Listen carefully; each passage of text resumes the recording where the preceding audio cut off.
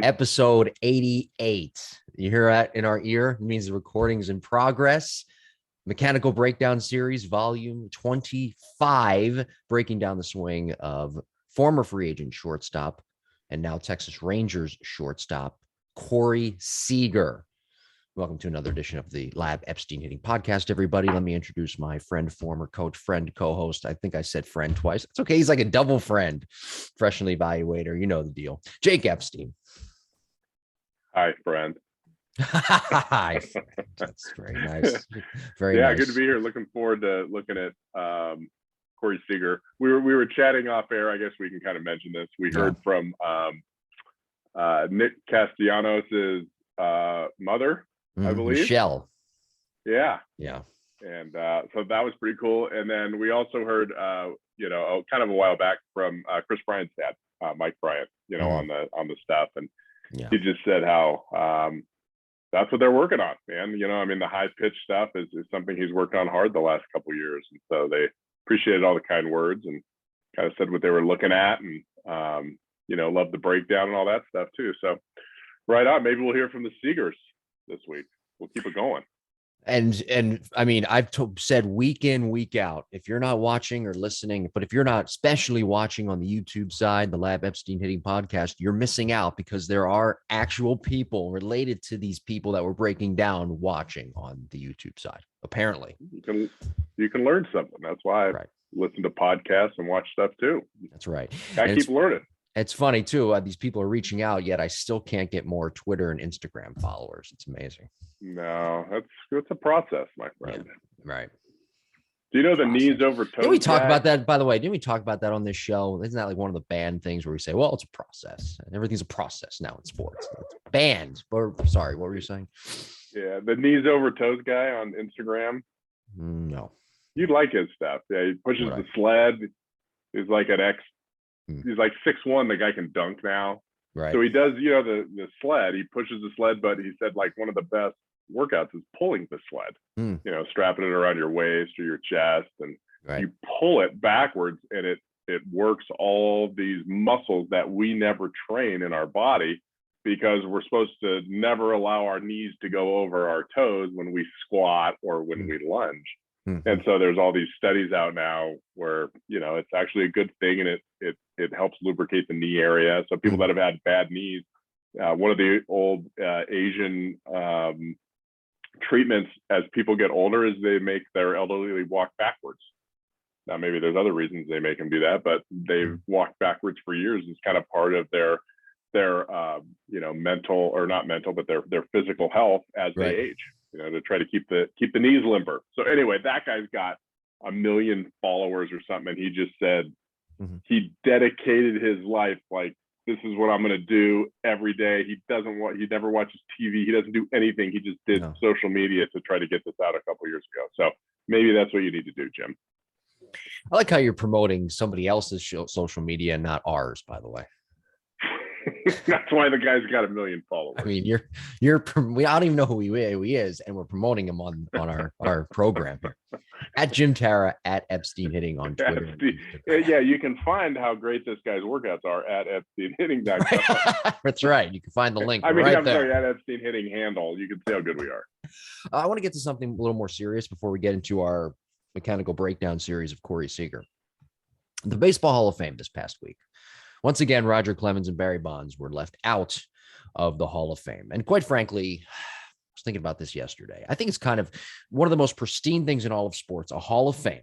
I don't care which Hall of Fame it is, but one of the 4 major sports. It's a pristine thing. Baseball Hall of Fame has turned into a complete joke because you can't write baseball history without Roger Clemens, Barry Bonds, and throw in Curt Schilling because people don't like his political beliefs, so he'll never get in, and throw in Pete Rose. I was wondering why because Schilling he bets, didn't get in. right? Because Pete Rose once bet. And because Pete Rose once bet, he can't get into Hall of Fame, yet every game I seemingly watch has an ad for betting. Figure that one out. I don't know. But all I'm going to tell you is that you can't write baseball history without those 4 guys, okay? The Diamondbacks would not have won the World Series without Curt Schilling. The Red Sox wouldn't have advanced in 2004 without Curt Schilling.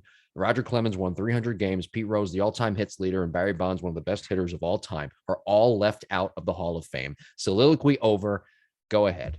I think it's a joke, though, No, that people like a Vince Scully, like a Joe Buck, like a John Sterling, like a Brian Sabian, like a Steve Phillips, like any media relations guy that's been around for a very long time does not have a Hall of Fame vote. And it's turned into a complete, an utter joke. And I feel bad for the players who were in it because it was at one time a serious thing. And I feel bad for the guys who didn't get in it. It's very much so, somewhat of a popularity contest among writers. Yeah. I would always judge myself with my peers. I don't understand how the union, or the player, not the union, but the Players Association, the MLB alumni, which is huge, why they don't have the majority say. These are the people that, they played against them, they pitched against them, they hit against them. They know what they were like compared to everyone else. I don't get it. I get some of the records, whatever, 71 home runs. Yeah. 70 home runs, like Mark McGwire, over Babe Ruth or something like that. I get the records, but they were great players in their generation. I have a hard time with it. And then the fact that, Ortiz isn't squeaky clean. Everybody loves him because he's Big Papi and he's lovable and all that, but it's not like, I get, those results were, supposed to be hidden, from everyone, and they were. It was just to see how bad the steroid problem was, but it's still tested somewhere. It's still a ding. I hate to say it, but Bonds never actually tested, positive for anything. Right. A-Rod did. But yeah, they were the best. And by the way, Roger Clemens didn't either. And Roger Clemens didn't either. Yeah. Right. There was just something with, like, it was going to his house or something. It was mailed to his house, but then they said his wife was trying to get in shape. Whatever it is, those guys were, right. They were great players. They contributed to this wonderful game for a long time.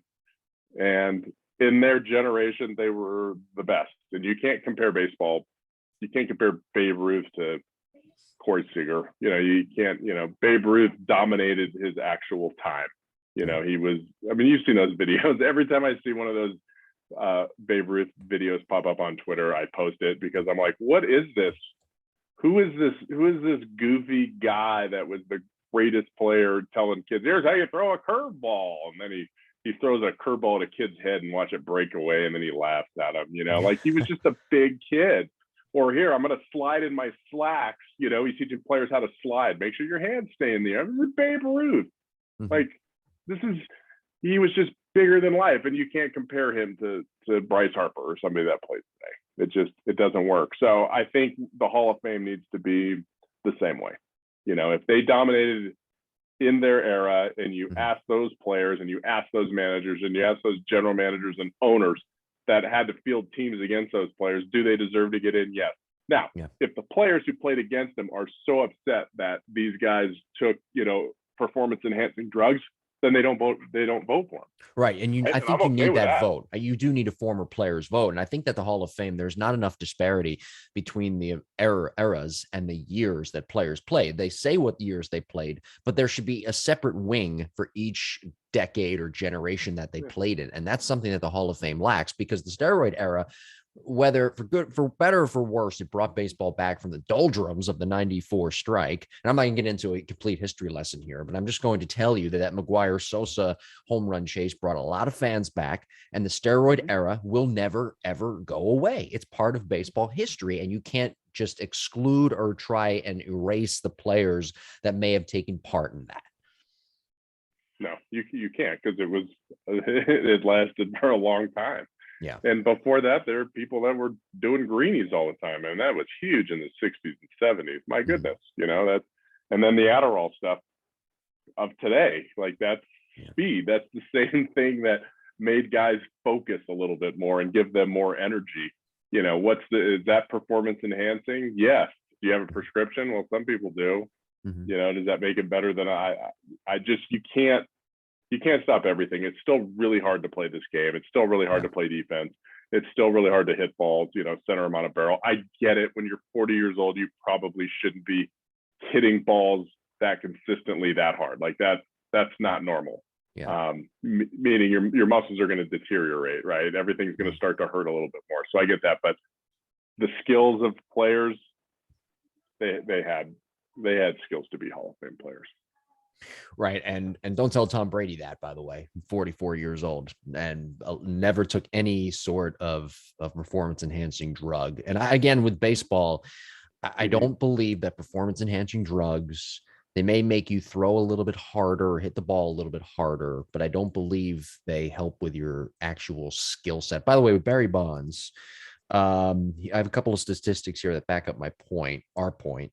He hit 400 plus home runs before he allegedly did performance enhancing drugs. This is also another, I saw this tweet today, actually, in preparation for the program. Dallas Braden tweeted this.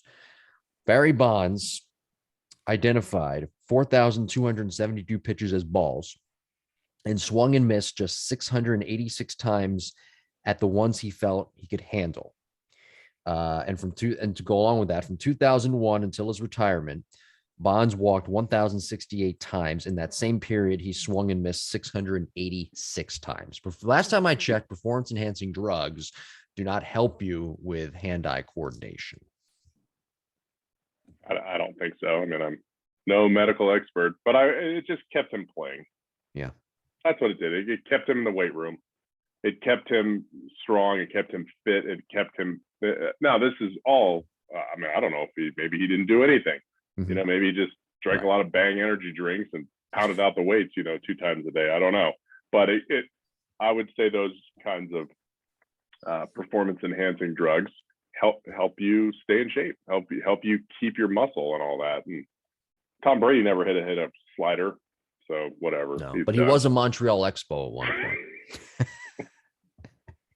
point. Too soon? Just want to too soon, Tampa Bay. Well, wait a second. Tampa Bay, you guys might not win another. You might not finish 500 for the next decade. See, here's my. He first of all, nobody said he's retiring except for a couple of reporters. But he actually came out and said, "Hey, I'm not retired yet." That's number one. I thought he said today. Well, no. 2 days ago. No. You got to go back and maybe look at your Twitter handle or your Twitter following. But no, I thought it was an ESPN pop up. He informed Jason Light, who is the general manager for the Tampa Bay Buccaneers, that for the Tampa Bay Buccaneers, get it? That's the worst one, by the way. I get it. Tom Bucking Brady's the best one. Bucking. Adam Schefter breaks down Brady's decision to retire. Right. Well, were you in a cave all day today? No. I'm not going to say just go deeper into your research. He informed Jason Litt, the general manager of the Tampa Bay Buccaneers, that he has not made his final decision. Although I will say this, first of all, you can't make your decision on Gasparilla. Those who live in the Tampa area, Stance Doctor Steve knows what I'm talking about. Number one. And number two, I thought we were breaking down Corey Seager. Why we're breaking down Corey Seager, decision here. Number two, or alleged decision or possible decision. Number two, though, and see, I forgot what I was going to say because you were distracting me. So never mind. Tom, you know what? I mean, most of the stuff I see on ESPN right now is pretty credible. This feels like a Dan Marino type deal, though. Remember when Dan Marino was like wanted to retire but was unsure and said, "I'm not retired yet," and then like retired like a week later. This feels a lot. Then he put on isotoner gloves. Mm-hmm. Although, why would he retire though? Tom Brady, he can still play, and next year the NFC South is going to be a cakewalk. Because he's got his family, he wants to hang out with him. So why? He's ready. Everybody's got family. We do this every week. We got family. I know. I mean, he's got family and like $400 million in the bank. So I really don't know what he's. Oh yeah, from all of our likes on our social media. From all those ads that we have. Yeah. Yeah. Well, if you would promote our social media more, not some hands over toes guy, then we'd be okay. You decide to promote him rather than us. So that's what you get. True. He's taking all of our sponsorship dollars. So I'm looking at Corey Seager. War is what a joke. What a joke war is. Well, wait a second. You said last week though that you were okay with it. I don't know if I'm okay with it. Okay. He was 3.7 last year, but over his career, 21.3. Like, is that even a real number? I don't know. That to me. So that tells you the whole over career thing sort of It's not black and white. Yearly, it's more black and white. Over career, it's like planning like your whole schedule 3 months out. Got to be very flexible. Get it? You get what I'm saying? Yeah, I get it, man. Tom bucking Brady. But I mean, I didn't look at his WAR today. I looked at some other statistics with Corey Seager, but you know what I was kind of was a little surprised at was his ground ball percentage last year, 45%. And I didn't think he had that type of swing, but apparently he does. And I noticed, I studied up on his swing. I noticed a couple of other things about that swing of Corey Seager that I want to get to. But why do you think he had a 45 ground ball percentage last year? Because he doesn't have much of a barrel drop. So his launch. Good point. Hold on. Yeah, like he doesn't drop the barrel early. So he's going to flight ball. It's like Yelich. He's going to flight balls lower than most. He has a really good extension. So, a lot of guys have a high ground ball rate because they hit a lot of pull side ground balls. So that I don't know. I don't see him. He has a great extension through contact. So he doesn't have anything that would lead me to believe that he rolls over a lot of balls. Like when he hits ground balls, it's because his attack angle might be flat, but more importantly than that, he doesn't drop his barrel underneath the pitch plane very much, which is a guy that's going to hit 300. It's just kind of, it's a higher impact. When you're short to it and you don't drop your barrel early, or get on plane early, which people talk about, early, where is early? But when guys don't get on plane early or drop under the plane early, they tend to launch balls lower because they get more to the back of the ball and hit through it versus getting under the back of the ball and then have to come back up and hit it.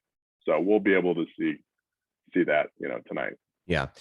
Tomorrow, today. It depends on whenever you're watching. I was thinking the same thing, but I was going to go forward. Tom bucking Brady. His launch angle last year is 10.7, to your point. So it's not very high. What did we do last week? Because they were like 17 or something. I'm sorry? Oh, Castellanos. Yeah. Well, and also too with Seager, looking at his numbers here. So his launch angle has never been only once in his career has his launch angle been over 12, 14.3 in 2019. But 15, 9.2, I'm not going to bore people with numbers, but, his average launch angle, 11.4 for his career, to your point. So he does not have a... And again, it all has to do with context because these are balls in play, right? Yeah. Not balls we swing under and foul back or pull foul or anything like that. So it's balls in play. What this tells me is his misses are lower. Some people's misses are higher. Everybody's aiming for a launch angle of, like 20 degrees or, 16 to 30, 16 to 28, something like that. That's what everybody's shooting for. But nobody's in that range. We're not perfect. So when you stray from that range, if you say 20 is a really good launch angle for extra bases, if you're, in that 10-degree range, you're probably somebody who misses lower. If you're, above the 15-degree range, you're probably going to be somebody that misses higher. It's just kind of the way it is. Another thing I noticed with Corey Seager, he sinks into his, by the way, as good as he gets. He gets really low. We'll go with that first because I had another thing I wanted to touch on. He sinks into his legs really well. Yeah. He gets really wide and he gets really low, and some of it is forced because he's a right-handed thrower. Okay, like that's just you'll see that more with those guys. Why is that? Also, one of the reasons. I don't know. It has that. My daughter's the same way. She's 11, and she actually looks very similar to Seager. Part of the reason is because of what I've tried to build in when she was 8. Just trying to get her to stride and keep the bat right next to the shoulder and keep the elbows apart so we don't dump the barrel, but she's kind of has that naturally, like I'll say sit down or get wider, and they do that more for some reason. And I don't know why. Maybe it's because they don't throw that way, so like when you throw, you don't get really low when you step and throw. So when you tell them to step or when you tell them to get low, they just kind of do it because there's no muscle memory there. But Yeah, his brother was kind of the same way. His brother had a wide base and sat down a lot too. So, but that's why he's a good low ball hitter. Like the combination of him getting really low with his legs, but also having a low extension point, which we'll look at this pitch today. The swing we'll look at is pretty cool because it's an opposite field home run. There's like an outside ball, probably ball 5 or ball 6, like outer channel of the plate. And he really extends through it that way and is able to hit a home run. Yeah, that's why he has good opposite field power. But he also didn't let it get super deep, even though he hit it the other way. Yeah, I'm glad you brought that up. On his spray chart, his heat map on Fangraphs, his red zone, his hot zone is middle in, and low. I mean, he is a prototypical successful, with the exception of the outer bottom, whatever you want to call it, outer bottom quadrant of the zone. Which no one hits, right? Right, which no one hits except Joe Mauer. Joe Mauer is a good low ball to the outside corner hitter. Outside of him. Just not in. Yeah, exactly. But Corey Seager pretty much across the board hits every low pitch hard with a high hard hit percentage and to high batting averages as well. And it's not for what most people think, that left-handers drop their barrel on pitches down and in. Right. Yeah. They have more of an uppercut swing. That's why lefties, people talk about lefties are good low ball hitters. They naturally have an uppercut swing. That's not him. So even though he's a low ball hitter, he does it a different way. He's not just a guy that drops the barrel down and can't hit high pitches. He can hit pitches in his belt too. He can hit pitches in his belly button if he's looking for them, because he has the swing to be able to do that. So yeah, it's cool that he's a low ball hitter, but it's a different way, than kind of dropping that barrel down to get to the low pitch. He uses his legs and tries to keep his bat vertical angle a little bit flatter, and he won't drop it, as much as most lefties that are trying to hit a pitch down. Yeah. Do you think he's a good sinker ball hitter? I don't have the stats on that, but I don't know. I mean, the legs would help, the vertical drop of the ball and his flatter vertical bat angle. I would say he would probably hit a riding fastball better based on his vertical bat angle versus a ball that's dropping quite a bit. Usually guys that, if a pitch is dropping a lot, then doing this actually will help you. Okay. But when pitches are a little bit flatter and they're not sinking as much, then you want to be a little bit flatter coming through. So his swing is set up more for a 4-seam fastball. Okay. So when he is struggling, this is like the question of the show. When he is struggling, what is he doing wrong, and what adjustments does he need to make? Oh, maybe his diet. Maybe he needs to eat Fruit Loops for breakfast, like follow hands on knees social media, and chicken for dinner, like Wade Boggs. Did Wade Boggs eat chicken for dinner? Are you sure about that? Are you sure Wade Boggs ate chicken for dinner? Yes. Allegedly. You have to say allegedly, or else we can get sued. I don't think that's allegedly. That's true. I think that's a fact. Okay. All right. You can look it up while I'm talking here. All right. I want to listen to what you're saying. I would say if Seeger goes into a slump, it's because he's hurt. That's his downfall, that he gets hurt. He's missed a lot of time with injuries.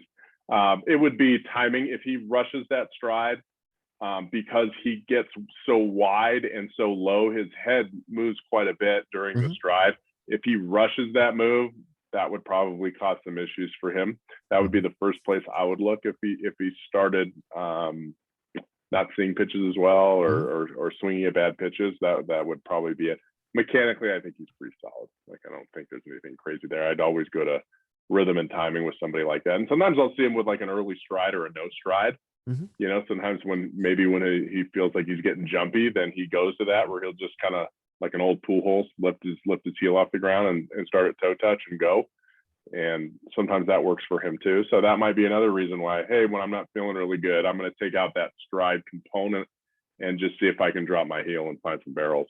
Yeah, I'm kind of, while you were talking there, looking at his video of the swing. You weren't looking at Wade Boggs eating chicken? Wade Boggs could eat the guts of a fucking rat. I could care less. Wade Boggs eat, and it says chicken. Was he the one who wore the same socks like over and over again too? He's the chicken man. Who's the one who wore the same socks over and over again? Man, baseball players are weird. Absolutely, they are. So are the people that talk about it. They should be. And the Hall of Fame voters. If you're not weird, you're boring. Right. I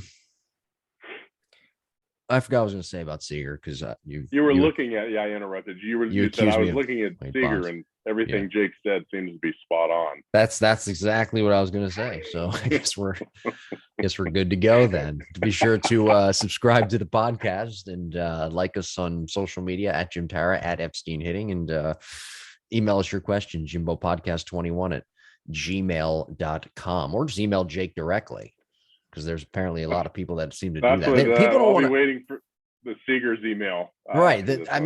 And people don't want to email Jimbo Podcast. They'd rather email you. So go. All right. What's your email? Do you want to send out? You want to say what your email? It's because my social media is out of this world. Right. That's what it is. Right.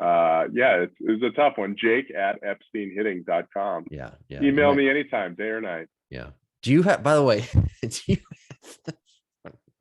doesn't matter when you email. I can't do it. I was going to do something and put you on the spot. I can't. Do you have the phone number for the lab? Yep. www.thelabbcs.com. And you click right on that little, got a little telephone thing on there. I couldn't resist. All right, we going? Yeah, let's do it. Let's get locked in and let's get to Seeger. Corey. Okay, here we go. So Corey Seager, this is a home run he hit oppo.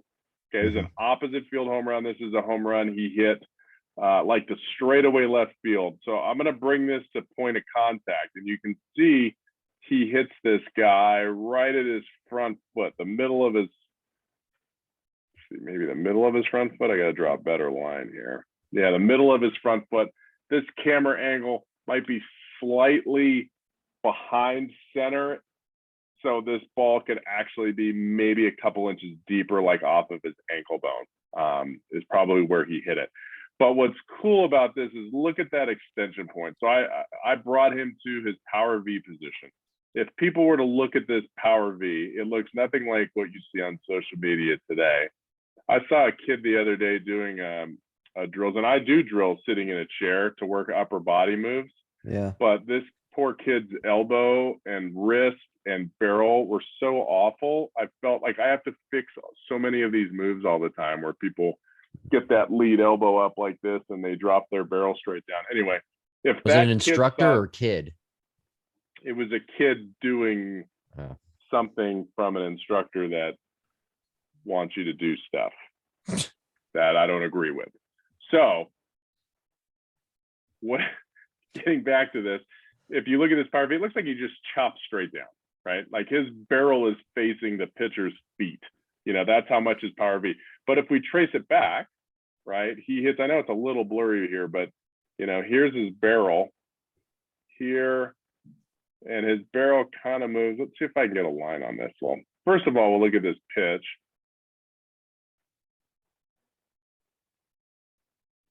It's about a 5-degree drop, okay? So it's a fastball, 5-degree drop.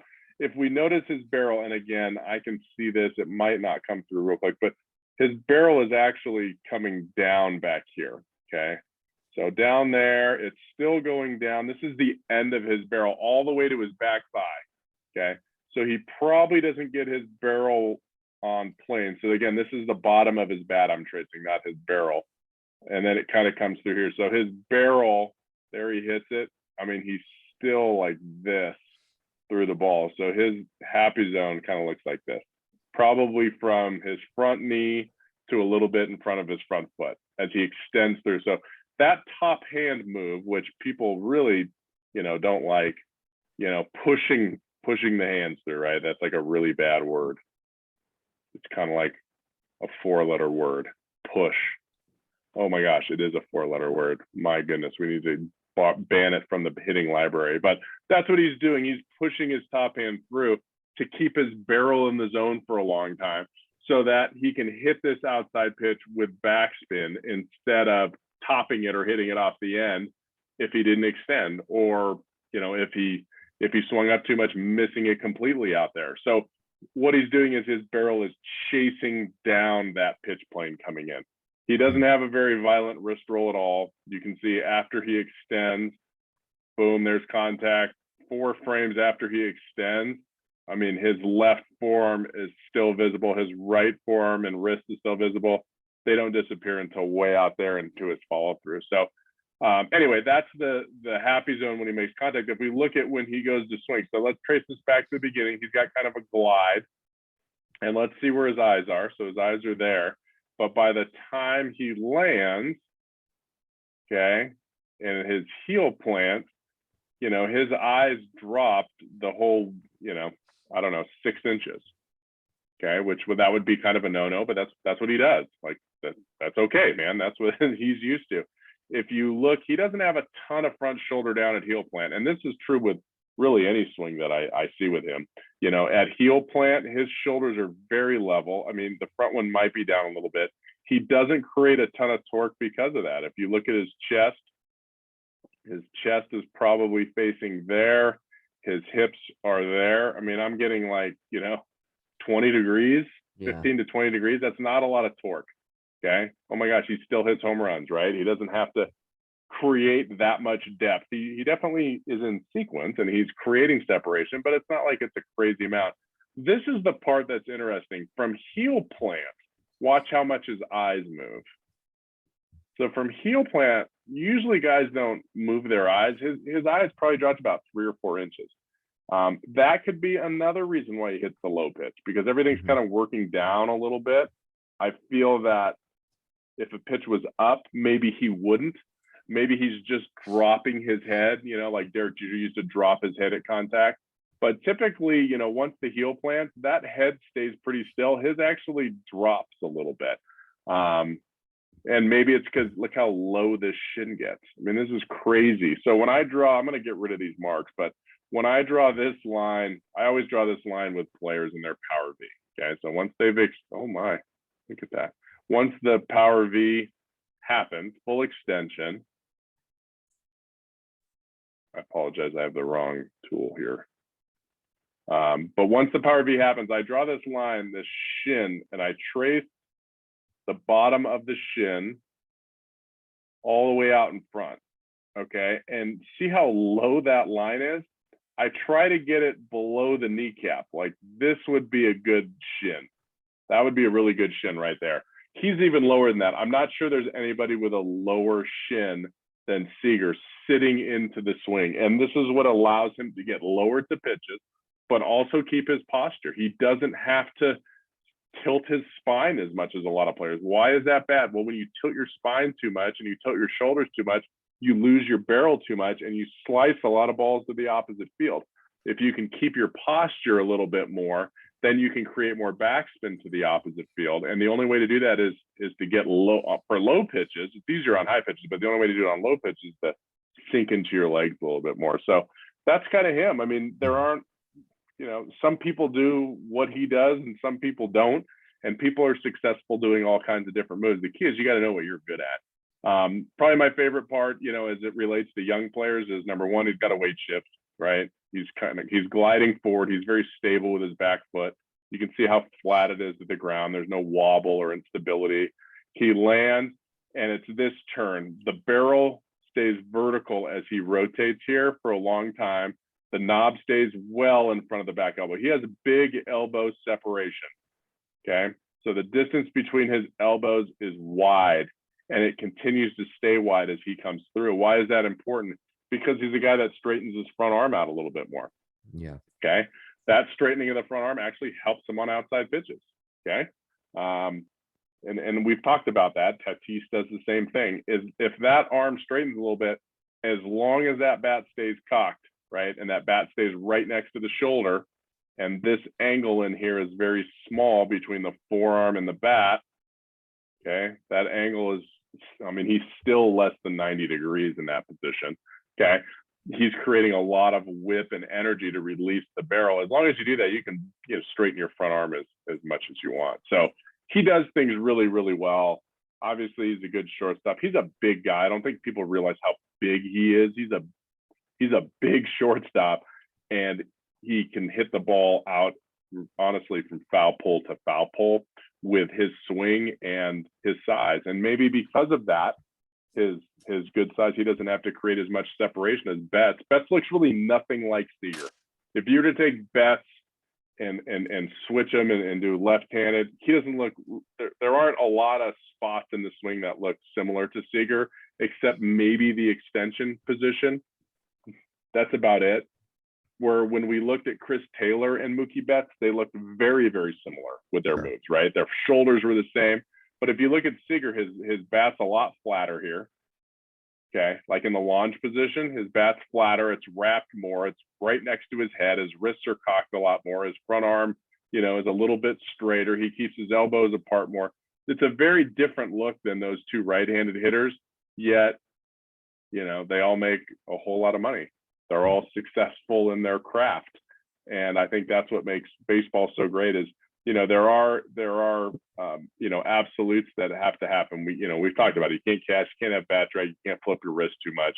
You got to make sure your hands are back at heel plant.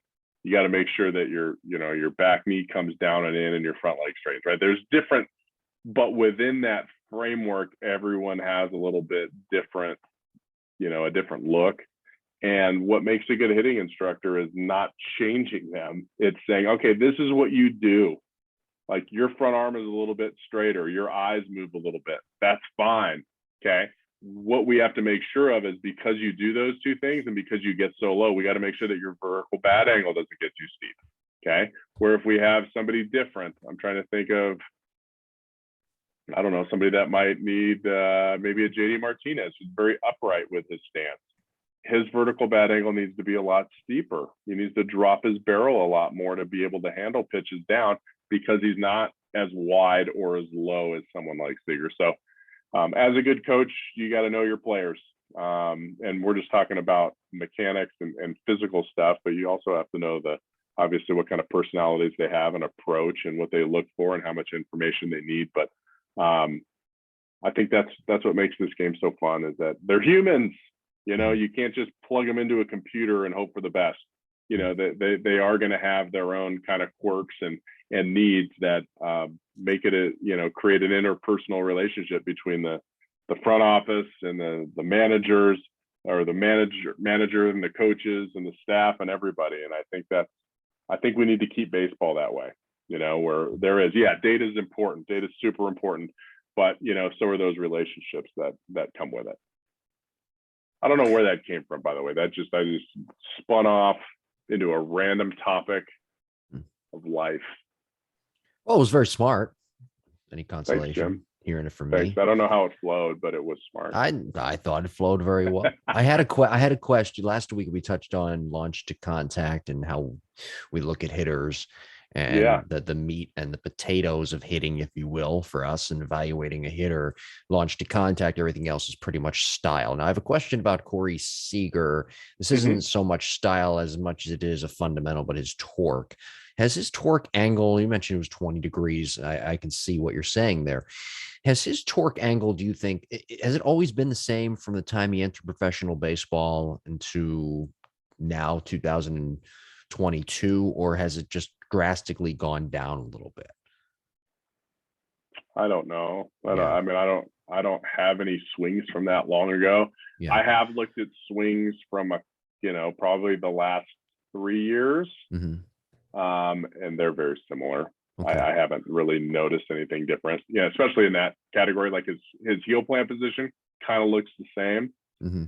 Meaning his front shoulder isn't down and in very much. It's very flat. So I'm thinking it's probably what it's always been. Now, the reason I asked that is because I saw a video of our guy, Sal Frelick, this past week. By the way, we couldn't have been more right about him. My God. All right, knock on wood. We got to keep him going. At least I'm confident. At least the article. Yeah. All right, I'll speak for myself. At least the article that I read. Anyway, nevertheless, I'm wondering, and I always said with him that his torque angle is not very high. And it's because he just doesn't generate. I'm not going to get into why. Well, I'll tell you why, because his front shoulder is too high. But anyway, it's not his torque angle is not very high at all. It's pretty low. I'm wondering how much, my next question, when in regards to torque, I guess, overall in general, I'm wondering if you have a low torque angle when you are in your early 20s, entering professional baseball, I don't know, whatever, 21, 22, 23, as you progress in your career, could you improve on that? Or is that just a number that can only go one way or the other, a couple degrees forward or backwards? Yeah, I don't think it's probably a huge number you're going to change. I actually just saw some really old video of Miguel Cabrera when he was, like 19, right? When he came up with the Marlins. And he had the same huge shoulder drop and big torque angle that he does even today when he's older and thicker and bigger. So I think you can change it, but I don't think you can change it by 10 degrees. I think, Frelick is what? He's how big is he's 5'9", right? He's 5'9", 180 pounds, something like that. Sure. How big is Seeger? Right? He's bigger than that. So Seeger's got to be 6'3", would be my guess. I'm trying to pull it up here. Oh, it's a race. It's a race. Seeger's 6'4", 250. Oh, damn it. I thought I had it first, too. I had the wrong tab open. Yeah, I mean, that's big. 6'4", 215. He's got 30 pounds on him or more. I mean, he's got 6 inches. No, he's got 7 inches on him. Yeah. So why does one guy have more power than the other? Well, it's overall size, but I would say Frelick would be a decent, Frelick's a right-handed thrower, Seager's a right-handed thrower, left-handed hitter, good barrel control, except one guy's a lot bigger, has a lot more leverage, is going to hit for a lot more power. It doesn't mean Frelick's not going to have some power, but he just won't be able to have 6'4", 215, 220 power. Yeah. But he's still going to be able to hit line drives all over the park based on, his swing. Yeah. You know what? Hold on. Now I'm curious. You can keep talking if you like. I got nothing else to say, Jim. You sure? There's got to be something. There's got to be something. Broncos got a new coach.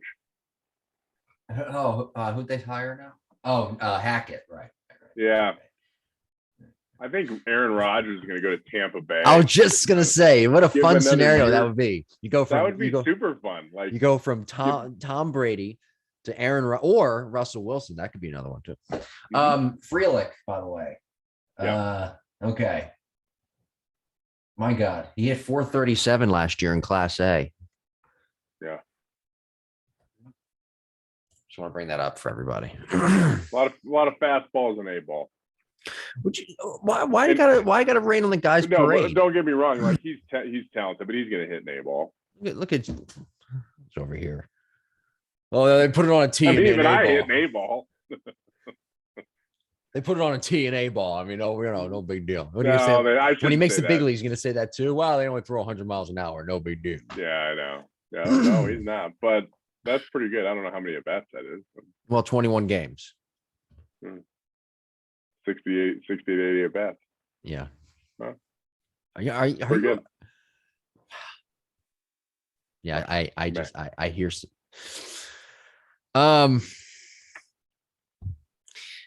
Brady to Rodgers. Here we go. I hope Sal comes to the Rays one day. He'll be part of Tampa Bay. Hoisting up that too much money. Hoisting up that Tampa Bay Rays World Series trophy one day. That'll be great. Yeah. I can see the Rays going after him one day. They'd be good. Aren't the Brewers and Rays good trade partners too? They're friends. They're friends, right? Yeah. They traded Ozzie Timmons, the new hitting coach for the Brewers, big league hitting coach, came from the Rays. Right. He's a good dude. Yeah, and Willie Adames, one of my favorite. Willie Adames, pretty decent there. Pretty good. Hey, by the way, everybody, next week, Ep and I have prior commitments, so we are not going to be doing a show or recording. So sorry. Yeah. There's always the week after that. That'll be episode 89. And I think we're doing Buster Posey. And then episode 100 is coming up very shortly. Very, very soon. And then, yeah. And we're going to be breaking down the swing, by the way. Like episode, I don't know, like 101 maybe. It would be like a prelude to our next episodes where it's going to be like a book, right? But we're going to be breaking down the swing of one of the best of all time, if not the best of all time. Can you guess who that is? Ted Williams? No. Although he is one of the best of all time. He is. George Herman Ruth? No. Can you give me an era? Willie Mays? I mean, there's a lot of really good hitters in this game. Barry Bonds. Oh, we are going to break down. And I love to talk about Barry. Like if you ever hear him talk, yeah, all I try to do is catch it on the barrel. That's how easy it is. I just try to catch it on the barrel. Like I got a glove on there. Boom, ball goes 500 feet, Barry. We're going to break down that man's gorgeous swing. Yes, we will. Yeah, that'd be good. We got to do Gwyn sometime too. We got a lot of shit we got to get to. Yeah. We can't get to it next week though, because we can't make it next week. No, sir. So so that's coming up on the lab. And what do you have coming up at the actual building? At the lab. Yeah. Well, that's the reason I won't be able to do the podcast. I'm heading down there next week and got a lot of stuff to do down there with players and training. So I won't have time to do the podcast. So everything's coming up. We're going to do we have some really good like quality teams and USA players down there. Like got into a batch of some dudes that can really play. So we're going to run them through their gauntlet and kind of assess everybody. And then it'll be fun because we'll get to reassess them with, maybe like every 3 or 4 months. So it'll be good. We'll get the K-vest on them. We'll geek out a little bit and get that stuff, which is a fun time when kids are growing rapidly. It's fun to see those kind of gains and see what they're doing. So yeah, that's what we're doing down at the lab. Yeah. And by the way, we're going to have a best of episode next week, kind of a rewind best of episode. I would do one, but I can't either. It's crazy. My gosh. 2022. We're just too busy. By the way, do you have a phone number for the lab so people can reach you? Do I have a phone number for the lab? You bet. You darn tootin' I do. Would you guys like to hear that phone number? I think I know what it is, but go ahead. It's 979-985-4462. Again, 979-985-4462. I was figuring you have to, because if we're gonna not gonna be able to do, if you're not gonna be able to do the podcast next week, I can't either. But if you're not going to be able to, you got to at least, because of the lab, your business, of course, you have to at least know the phone number. Yeah, right? I'm just so saying. many people call nowadays. Right. Or they text. We do. We're like so savvy. We just post stuff. People write into Facebook. Boom. We got class tonight. Yeah. Boom. Be there. Yeah. Our Zen Planner app, we can send out notifications real quick. Yeah. By the way, I haven't gotten an email lately from the lab, and I'm part of the newsletter. I don't know why. We took you off the list, Jim. Why? Why did you do that? Yeah. Too many. Why? Because you got too many vowels in your last name. I know. We had to pay for more vowels. If you don't like my last name, then just email jimbopodcast21@gmail.com. Which, by the way, you can also email us your questions to be answered on the show. But I mean, look, whatever. If I'm not part of the lab newsletter email, fine. But what if I wanted to get back on that newsletter? How would you do that? I don't know. I'm just too lazy to figure it out myself. We're doing good. I cut out right there. I didn't hear anything you just said in the past 10 seconds. Oh, well, that's perfect. Why don't we just end the show right there? You do what you got to do, Jim. Well, goodbye, everybody. We'll talk to you 2 weeks.